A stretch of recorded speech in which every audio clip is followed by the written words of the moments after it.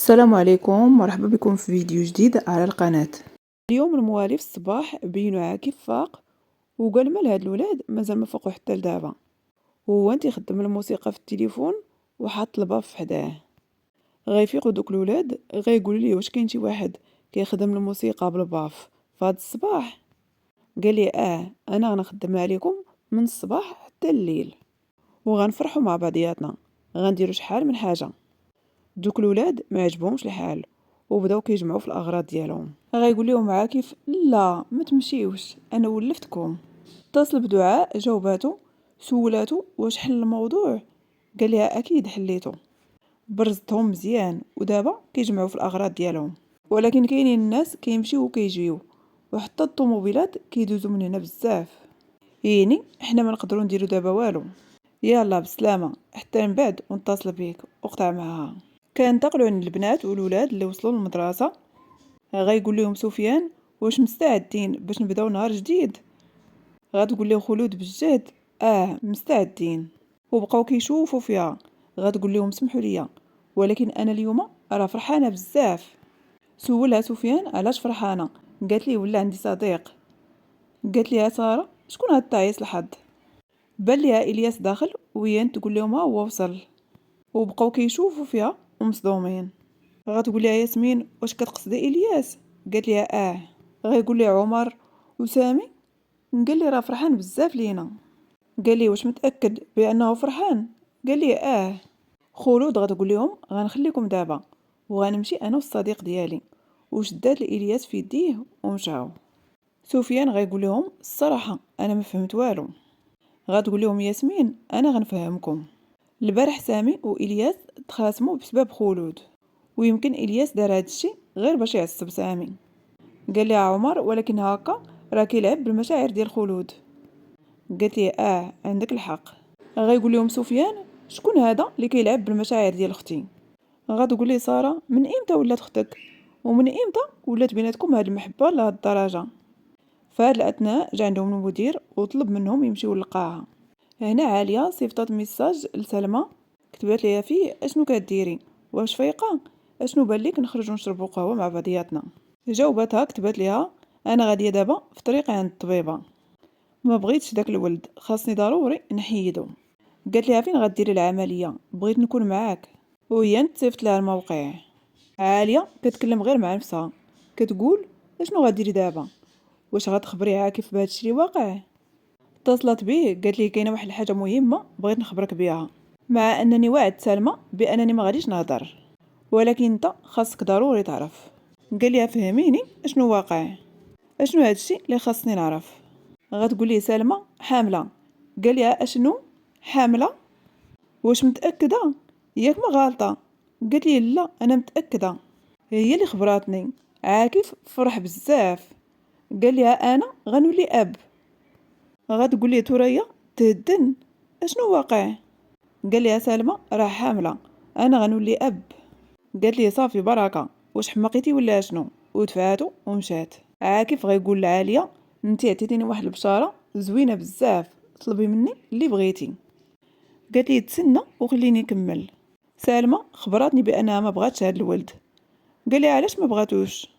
قالت لي حيت نتوما طلقتو وخدات دابا موعد مع الطبيبه باش دير الاجهاض. قال لها مستحيل هاد الشيء وقع، انا راه بابا داك الولد. كيفاش قدرت تاخد موعد مع الطبيبه بلا ما تعلمني. في كاين العنوان ديال هاد الطبيبه. قالت لي تسنى دابا نصيفط لك الموقع. وفي نفس الوقت بينو سلمى وصلت عند الطبيبه. غتقول لها سكرتيره تفضلي تسنى شويه دابا نخبر الطبيبه. فهاد المشهد كنشوفوا المسابقه بين الطلاب بدات والمدير كيطرح عليهم الاسئله. كنتقلوا عند عاكف اللي وصل للعياده. قال لهم فين هي سلمى، انا راه راجلها. غتقول لي السكرتيره كاينه في غرفه العمليات. دخل عندهم غيقول سلمى واش درتي الاجهاض، طيحتي الولد. الطبيبه غتخرج وتخليهم بوحدهم. سلمى غتقول لعاكف اشنو جابك لهنا. قال لها عاليه عاودت لي كلشي، انت ما طيحتيش ولدنا ياك. وهي غير كتبكي. غتقول ليه لا ما قدرتش نديرها. قال لها ايوا مزيان، انا عارفك بانك كتكرهيني وانا متقبل هذا الشيء، ولكن هذا الولد راه ولدي. وهي غير كتبكي ومتاثره بزاف. قالت لي ما كنت عارفه بانني كنبغيه، ما قدرت نطيحو. قال ليها مزيان ملي ما قدرتيش ديريها، كنحمد الله ونشكره. انا غنولي اب وحل الشرجم وغير كيغوت وفرحان. كنرجعوا للمسابقه اللي النتيجه ديالها هي التعادل بين الفريقين. المدير غيقول لهم غنسولكم اخر سؤال، وقرا عليهم واحد القصيده الشعريه وسولوهم على اسم الشاعر. سوسن كتشوف عمر وتفكرات ملي قرا عليها نفس القصيده، وهي تكتب الاسم ديال الشاعر. وكان الجواب ديالهم صحيح، وهما اللي فازوا في هذه المسابقه. وكلهم كيصفقوا ليهم، اما عمر تاثر بزاف وهو انت خرج. ومن بعد بينوهم كلهم خرجوا من القاعه. ياسمين غتقول لهم اليوم مميز، حنا راه فزنا بالمسابقه، اشنو بان لكم نخرجوا شي خرجه؟ وكان دايز فادي من حداهم، سولاتو واش يبغي يخرج معاهم. قال لهم سمحوا لي انا ما غاديش نمشي معاكم. غتسول ساره واش مخاسمين؟ قال لها مخاسمين، الصراحه انا اللي قلقتو. قالت لها دابا تصالحوا، اشنو دابا واش غتمشي معانا ولا لا؟ قالت لها اكيد غنمشي معاكم. فهاد المشهد بينو غزلان عرض عليها امين لواحد المطعم. قالت لي انا عارفه بانني وليت عبء كبير عليك، فعوض ما نطيب للموظفين عرضتي عليا ناكل هنا. قال لي انا عارف بانك عييتي في تنظيف الدار. قالت لي لا ما عييتش، اصلا الدار نقيه. غتقول لي اليوم كلينا على برا، ولكن ابتداء من غدا غنبقاو ناكلو في المحل. ما بغيتش نعذبك اكثر من هكا، الصراحه انا حشمانه منك. فهاد الاثناء داز نعمان وشافهم وهو انت مشي عندهم. غايقول لي امين منين خرجتي لينا نتايا؟ خلي المراه في حالها، ويلا بغيت تهجم عليه وهي ندفعو غيزلان. قالت لي اشنو بغيتي منا؟ علاش دائما كدير المشاكل بحال هكا؟ قال لها كيفاش كندير المشاكل؟ انت علاش جالسه مع نصاب بحال هذا وكريتي من عنده حتى الدار؟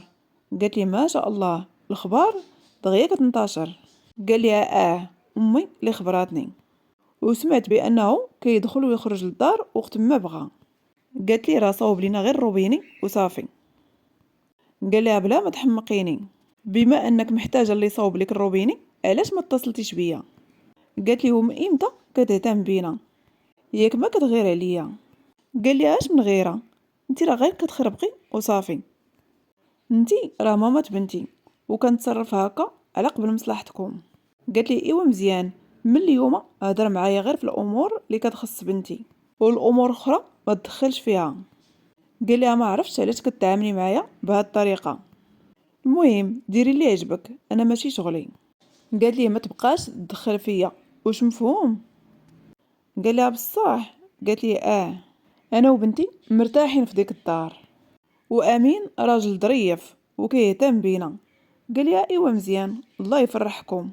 يلا تم غادي وهو انت عيط لي امين. قال لي بسلام عليك. ياسمين اللي سولات ساره علاش مخاسمه هي وفادي، قلت لها لانني بنت منطقيه وواقعيه. قال لها فؤاد ما فهمش اشنو كتقصدي. قالت لي ياك سوسن وعمر تفارقوا. غتقول لها ياسمين لا، عمر وسوسن ما تفارقوش، سوسن هي اللي تخلت على عمر لانه كاين فرق بيناتهم. غتقول لها ايوا فادي حتى هو خاف لا يوقع معنا نفس الشيء، جاب واحد الورقه وخبرني بانها اتفاقيه حب وخاصنا نوقعوا عليها بزوجنا. غايقول لها فؤاد الصراحه هاد الولد ظريف اكثر من القياس. وحتى ياسمين قالت لها عنده الحق. غتقول لهم واش غير انا بوحدي اللي حسيت بهذا الشيء سخيف؟ قالت لها ياسمين لا. واش وقعتي؟ قالت لها لا، راه خبرتكم بان هذا الشيء جاني ماشي منطقي. غتقول لها ياسمين الصراحه انا كون درت شي اتفاقيه وعطيتها لفؤاد باش يوقع عليها وما وقعش غنذبحو. غايقول لها اصلا انا غنوقع عليها بلا ما نفكر. قالت لهم ساره صافي انا غنتصل بفادي. اتصلت بيه سولاتو اشنو كيدير؟ قال لها غير جالس في الدار وصافي.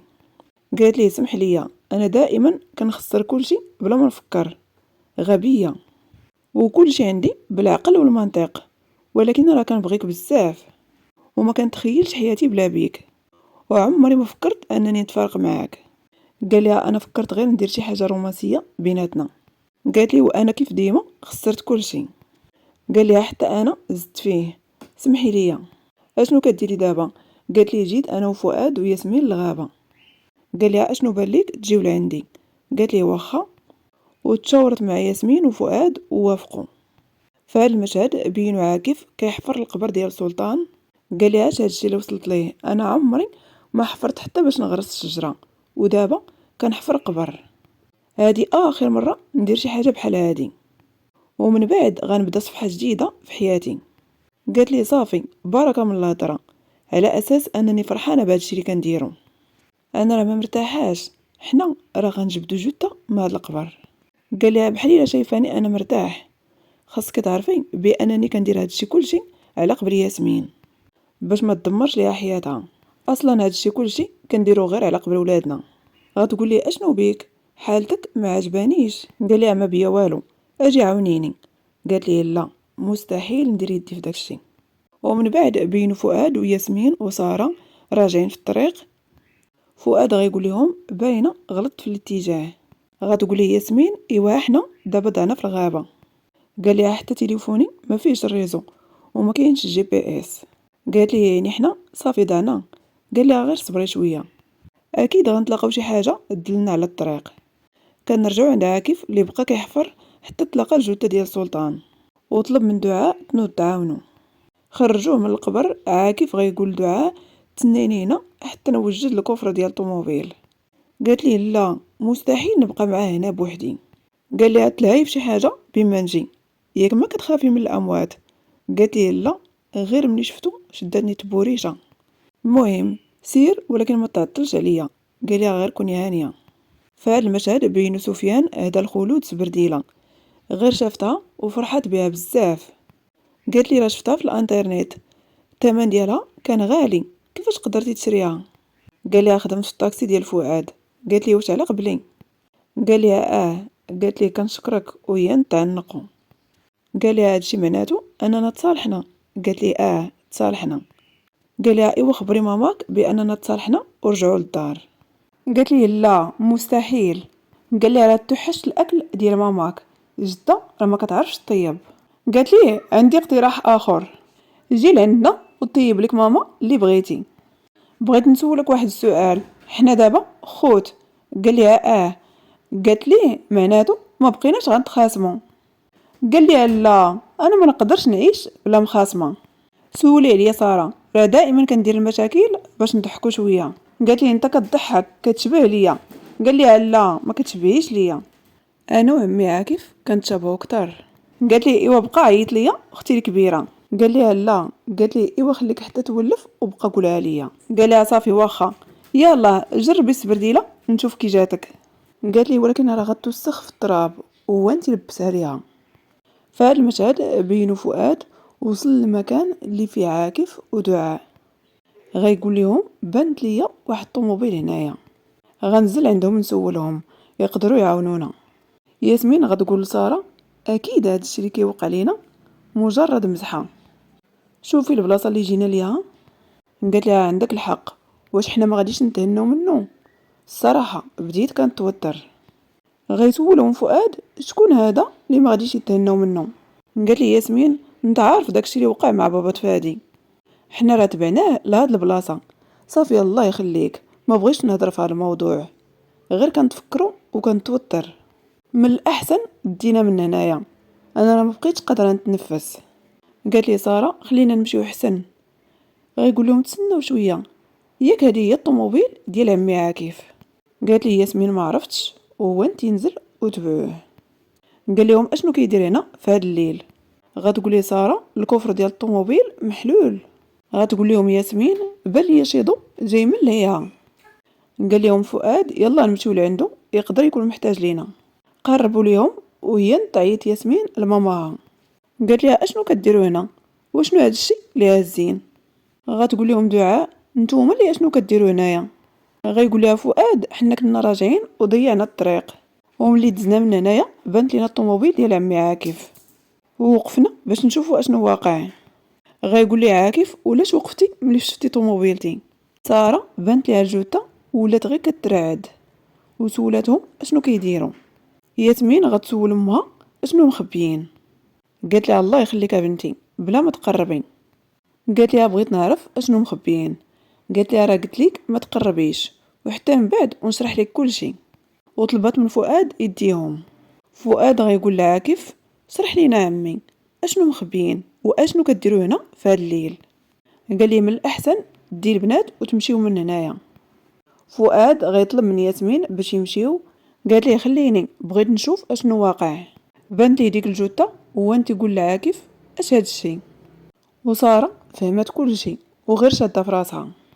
ياسمين قربت من الجثه ديال سلطان وشافت ليه وجهه، وتفكرات ديك الليله اللي ضربته بحجره على راسو من بعد ما كان حاول يقتل ساره. ونهارت وغير كتبكي. قالت لهم: هو راه مات، واش انا دابا وليت قتاله؟ وغير كتغوت. غتقول لها امها تهدني شويه، وهي جلست الارض وكتقول لهم: انا وليت مجرمه، انا اللي قتلته. داتها امها للطوموبيل. قالت لها: سمعيني مزيان، انا غنحل كل شيء. قالت لها: صافي يا ماما، انا ساليت، حياتي دمرات. قالت لها: تهدني، غنخبر الشرطه بانني انا اللي درتها. قالت لها: لا ما يمكنش. قالت لها: انا اللي درتها وانتي ما شفتي حتى حاجه. قالت لها: لا ماما، انا اللي درتها. قالت لها: انت يا بنتي بريئه، ياك قلتي لي ملي عرفتي بانني قتلت باباك بانك غتعاقبيني، ايوا هذا هو العقاب ديالي. قالت لها: لا ماما ماشي هكا. قالت لها: انا غنتحمل المسؤوليه. ما تخافيش يا بنتي، انا كنبغيك بزاف، ما تنسيش هاد الشيء. وهي تنزل وركب عاكف في الطوموبيل وسد عليها. قال لها: في المستقبل غتعرفي علاش درنا هاد الشيء، وهو انت ديماري. دعاء غتقول لفؤاد وساره: حتى نتوما سيروا من هنايا. غيقولها فؤاد: حنا غنمشيو، ولكن انتي بوحدك اشنو غتقدري ديري؟ قالت ليه: دير داكشي اللي طلبت منكم وسيروا من هنا، انا عارفه كيفاش غنتصرف. فؤاد ركب هو وساره الطاكسي ومشى.